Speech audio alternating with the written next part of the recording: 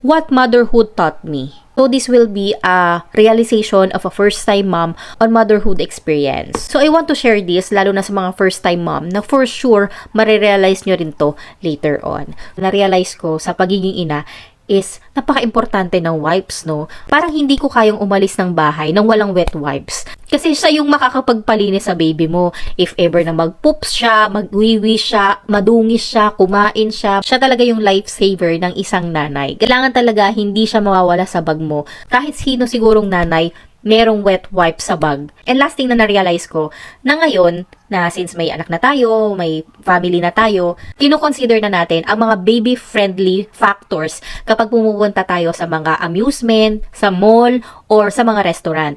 Kailangan yung pupunta nating places is baby-friendly. For example, ikaw ay breastfeeding mom, kung meron bang mga nursing rooms para sa'yo. Kino-consider nyo rin ba yung elevators? Syempre ako, since may toddler na ako, every time na gumagala kami, lagi kami naka-stroller. Hindi pwedeng mawawala ang stroller kapag gumagala kami sa mall. Kasi kapag si baby wala sa stroller, takbo yan ng takbo, habol ka ng habol, mas lalo kang mapapagod. So, isa sa kino-consider ko kapag pupunta sa mall is may elevator ba sila? Pangalawa, kung gaano kadami yung elevator. Kasi merong mall na isang elevator lang sa buong place nila. Yun lang yung pupuntahan mo. Ang hassle din nun kasi hindi accessible. Pangalawa sa restaurant. Ngayon, kino-consider ko na yan, no, na hindi lang yung gusto ko, yung kakainin ko. Kailangan gusto rin ni baby. Kailangan merong menu doon or food na kakainin niya. Kasi kapag wala, hindi siya kakain. Ewan ko lang ha, sa side ko lang yun. Kasi yung anak ko is medyo picky siya eh. Kailangan talaga yung may enjoy ng anak mo and convenient para sa'yo. Marami pa akong gustong i-share pero alam nyo naman, limited lang yung time natin. Kung nagustuhan nyo yung ganitong content, comment lang kayo para magkaroon tayo ng part 2.